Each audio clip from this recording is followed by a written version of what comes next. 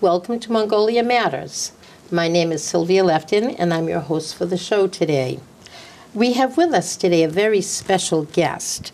His name is Dr. Bayer Garamtserin, and he is doing amazing work in Mongolia, changing lives. However, if you would please share with us, first of all, your powerful life story. Would you do that for us, Bayer?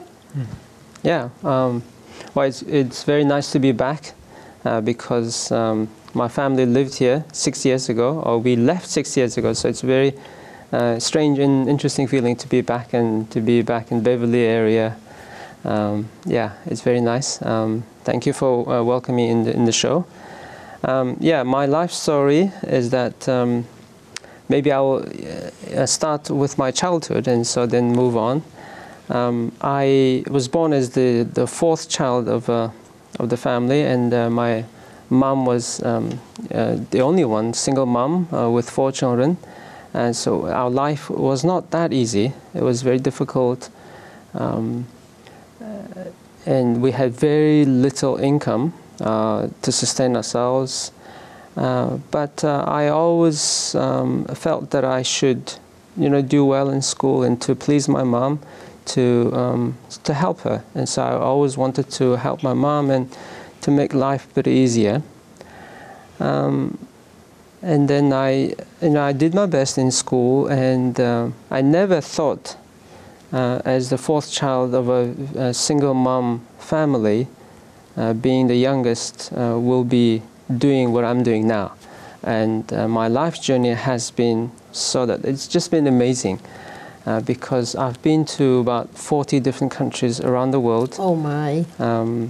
In 3 different continents, have lived in 3 different countries, and now with family and 4 children. I've been to schools that that I've never thought I would be going to. Anyway, to bring the connection to here, that I went to Gordon Conwell Seminary. We came here 2004. That's when I met you. Mm-hmm. And we lived here about 5 years. My 3rd child was born here in Beverly Hospital. Mm-hmm. And so we had a very interesting life here. We were the only Mongolian family in this area. Mm-hmm. And I might just like to say, I served in Mongolia for 10 years, but I hadn't met Bayer until actually I came home on my home leave, and I heard from somebody at the school that he was going to that there was a Mongolian family. I thought, oh, wow, that's amazing. I just came from Mongolia, and there's a Mongolian family. So I went and first I had to buy gifts because it's a very good tradition in Mongolia that if you go to somebody's house the first time, you bring a gift. So I knocked on their door, and they opened the door, and I said, Sanbetskano, which means hello, everybody. And their mouth hung open, as mine did when I found out there was a Mongolian family. And we became fast friends, and his wife and his family are very dear people to me. So, we're going ahead from there.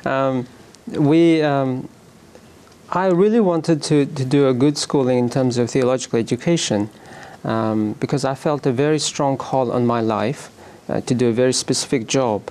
So I was looking for a good school, and I ended up here in South Hamilton at Gordon Conwell Seminary.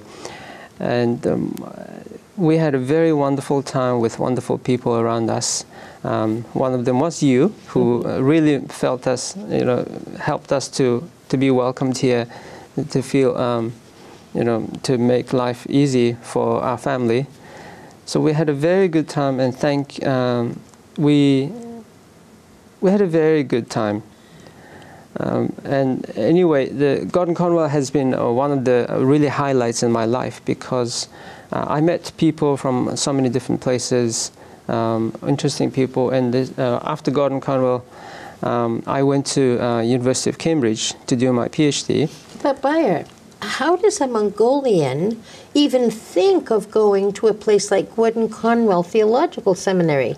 I think there's a connecting link that we don't necessarily get. Can you tell us how that came about? When I was back in Mongolia looking for schooling in terms of theological education. But why theological?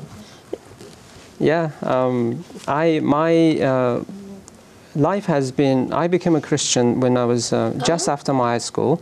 Really? And then I was doing. I wanted to do a ministry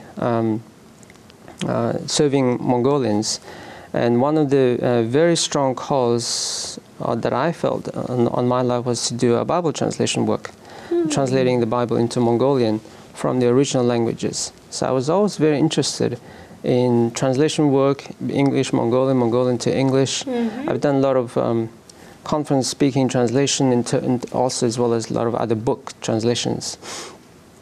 And one of the free people that I know recommended Gordon Conwell. So then I looked up, and then I applied, and I was accepted, and I was graciously given a scholarship to come. So that's how I ended up here. But did somebody tell you about Christianity in Mongolia? I mean, does that happen? Is that usual? I became a believer after the country opened up in about 70 years of communism. Oh. Mongolia was a communist country for 70 years, and it was a totally closed country. Yeah. There was no freedom of speech, freedom of religion, freedom of expression, freedom of media, none of that for 7 decades. And then the country opened up, and we had the freedom to travel, freedom to speak, freedom of religion. How old were you then when that country opened up? I was 18. 18, okay. Yeah. So is that when you met somebody maybe that was a Christian at that time? Yeah, I was, I met, or I was rather more told about a church. And so I went to a church, and I was more interested in learning English because I was told that I could find people, for foreigners who speak English. So then I went to church, and then that's where I heard the message about Jesus and the good news that he died for me, and how that's in a short while I read the New Testament in Mongolian. And in Mongolian. Yeah, at that time there was a translation for the New Testament, and that's how I became a believer. And ever since then, God has been leading my life in an amazing way. Wow, that's very amazing. Yeah. So then going back to about Gordon Conwell. Okay. I wanted. I think Gordon Conwell is one of the best places in the country to receive an education, theological education, but with a very broad, open possibilities to to pursue different, let's just say, careers in ministry. Mm-hmm. Yeah, then I applied to, after Gordon Conwell, applied to Cambridge University, and I was, again, amazingly accepted, which was a surprise to me. And then I went to Cambridge and did my PhD in linguistic studies related to Bible. And my family enjoyed our 4 years there. Mm-hmm. And how many babies? I remember 2 when I met you. And then did you have... Yeah, so we came to the States with 2. Mm-hmm. One was born the third one was born in Beverly, and then we had another one in Cambridge, UK. Okay. Yeah. But it's very interesting to see Cambridge Street sign just in this area, because Cambridge is very much associated with us from the UK. Yeah. So I never thought that being a child from a very poor family would be ever going to schools that I've done, and graduating from Cambridge University with a PhD has been an amazing and very life-changing experience for me. Mm-hmm. And I just will say that in life you do have hope, and in life you do, when you live a life with God that transform and lead you in amazing ways, and you do have big surprises in store. And so I really thank God for the life that He has led me. And the things that he let me experience. Just having been to 40 different countries around the world. Amazing. Now, actually, there's something about all those 40 countries that I know that maybe our audience might be interested. Didn't you work on a ship? Was it Doulos? Yes. And so you did actually serve in different countries in that way? Yeah. And how old were you when that happened? I was 19. Okay. When I joined the ship called Doulos, and that ship sails around different countries, serving people, and doing. On the ship there is a bookshop, and so that bookshop is the main attraction for people to come and buy good books. So the ship sails around Africa, Asia, Europe, selling good quality books, and also doing some community work as well as medical and Christian service. And what was your role in the Doulos? I did different work. In the beginning, I was on the what's called deck, which means chipping rust, painting, Really? repairing, because ship has to be maintained all the time. You finish one part and then the other part is rusted, and so you chip rust and paint the ship. As the ship is going on its way. Yeah, the whole big iron is sailing in the salty water, so it gets rusty all the time. Now, did they have an ad in the paper, or how did you find out about a job that would take you? You're a landlocked country. Mongolia has no ocean, and yet you end up on a ship. It's like, wow, how did this happen? Yes, this is another amazing thing that happened in my life. I was actually asked from my church to be sent to this ship, amazing ship, and from a landlocked country, sailing on a ship for around the sea for 2 years. Incredible. Living on a ship with 300-400 people from 30 different countries. Incredible. On the oldest, at that time it was the oldest sailing ship in the Guinness World Record. Really? So it was only 2 years younger than Titanic. Oh my head. So we sailed around that on that ship. I lived with other young people on the ship. So I did the work on deck, and then I also worked in the book exhibition, which is the book shop. Now, was that a Christian This is outreach? a Christian It was. Christian outreach ministry. We sold books, and when we come to the port, we open, and there would be queues on the port, long queues, especially in Asia and India, hundreds, and in one day we would have thousands and thousands of people just coming in.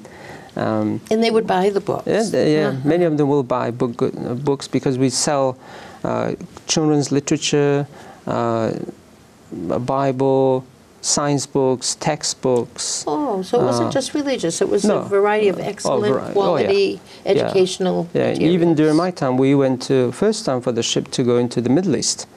And we sold very good science books. And so all these Arabic people will come and buy them in bulks. And we had a very, we ran out of books and we had to get them shipped in quickly. In what language were these books? Mostly in English. Really? So a lot of people could read those books in English? Oh, yeah. Now, I also know that you ended up in Israel. Can you sort of bring that strand into this multi-country life of yours? During my time here, I came across somebody who lives in Israel. So she invited us to come and do a training. Or participate in the training that will help me in my future work. So I went to Hebrew University in Jerusalem for half a year, and my wife and I studied, and my child went to a kindergarten, just along with other Jewish children, and my child was the only non-Jewish. Very interesting. Dropped in Hebrew life and Jewish culture. Hebrew language too? Oh, yeah. And he had to function in a Hebrew language speaking. Wow. Yes. So he was the only non-Jewish, but then at the end of 6 months, and he was speaking Hebrew, he was saying prayers and doing other things that all the other children do. So we had a very interesting life. Yeah. And how did that contribute to your life's work that is now changing lives in Mongolia? having been to so many countries, having lived in many countries with my family is now our views have been broadened. We've experienced different cultures, different countries, lived in fellowship with people with different views in life, and it really helps us to have a broader view of life, and to be able to connect with people from different cultures. Now, your translation project, is that what you're working on in Mongolia? Yeah. Now, correct me if I'm wrong, but is it that you're going to be actually taking the original language that the Bible was written in and translating it directly into Mongolian so the heart of the people can connect with the heart of the scripture? Is that accurate? So what I'm doing now is translating the Bible from the original Hebrew and Greek languages into Mongolian. So that is because we want to provide the Bible in the language that people can understand easily. That will also be a very natural translation. And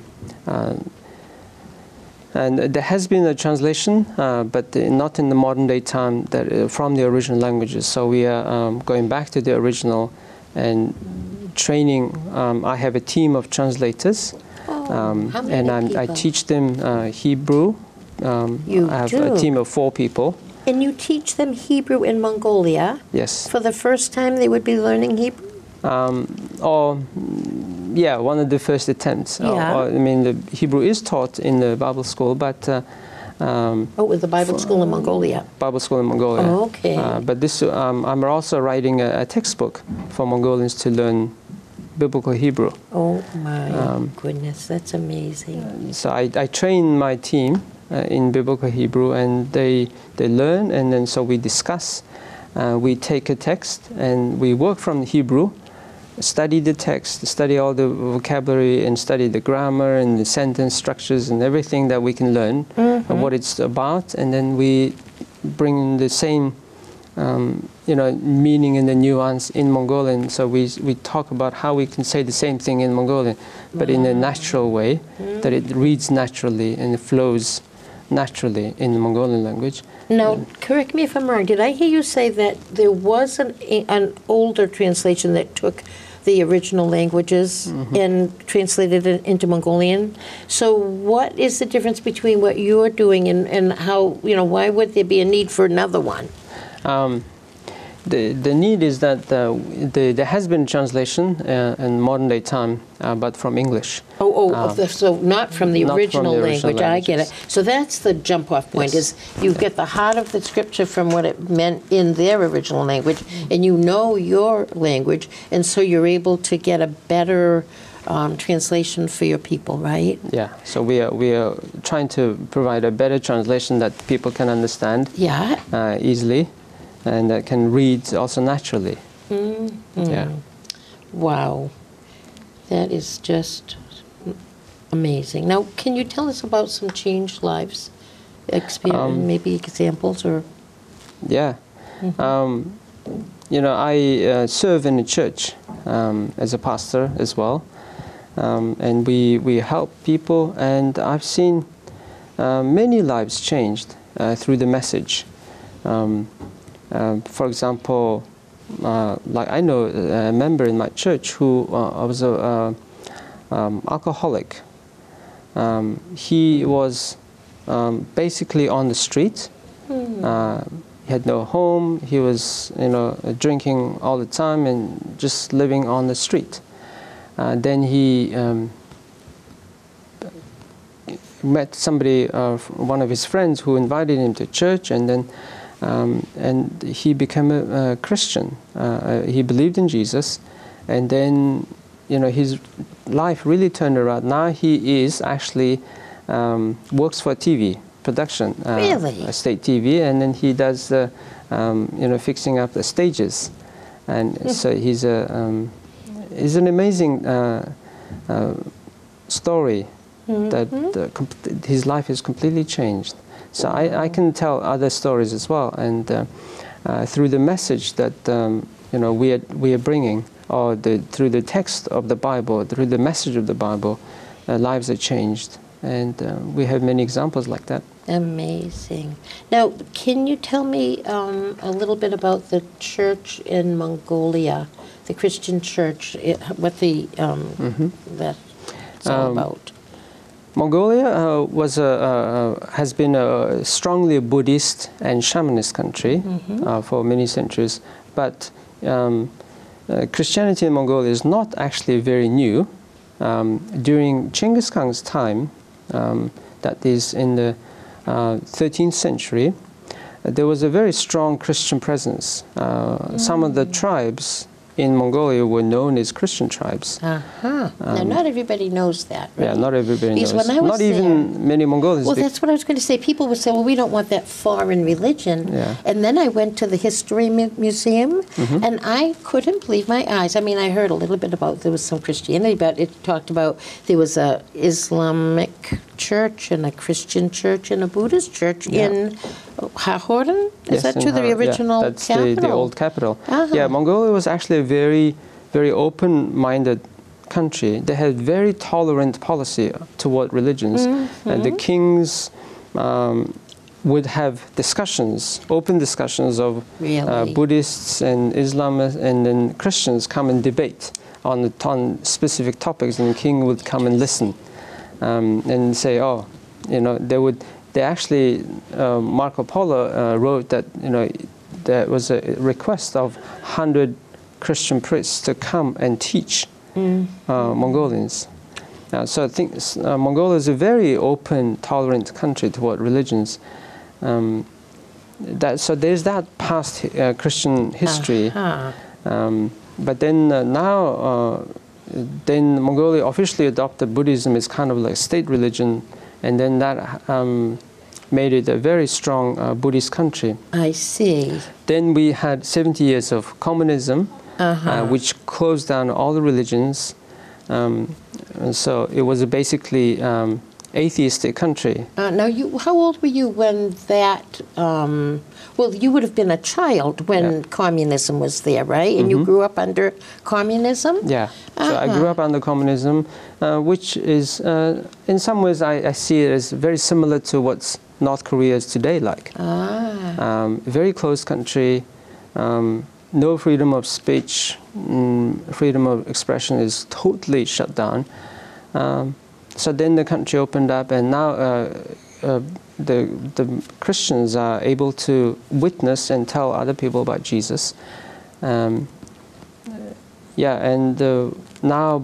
I would say close to 2% of the population claim as Christians. So that is the change that happened just in the last 20 or so years. I see. And I would have gotten there in 1999 and stayed until 2009. So just a few years before that, Christianity the country had left communism and was able to be more free. Now, I remember your wife telling me that the young people were really excited because they had more contact with the outside world. Can you share some of your personal experiences or feelings of going through that change? It's like being in a box, and suddenly that box top is open, and all the lights and all you're exposed, you're given a sudden exposure to so many things. It just you're kind of in a state of shock. Wow. So that's how I think I felt. I remember in 1993, which is like only just about 2 years after the country opened up, I was going to join Dulah's ship, but on the way we stopped in Hong Kong. Only in movies we saw these skyscrapers and big buildings and different lights and saw a colorful image of a city. And I we landed in Hong Kong, and it was like stepping into a movie. So I think that was how it was like for Mongolians to suddenly, you open, your country's open, and you're able to travel around the world and experience. So that's why many Mongolians are now living abroad, and many of them also coming back Wow. and doing good things for the country, and the bringing experience, bringing education, bringing doing things really for the good of the country. Right. Well, Bayer, perhaps we need to do another show because we haven't even begun to talk about Mongolia today, but this has been very interesting and also eye-opening, amazing, and inspiring. So I want to thank you so much for coming to us today at BevCam and sharing on Mongolia Matters. Thank you for listening.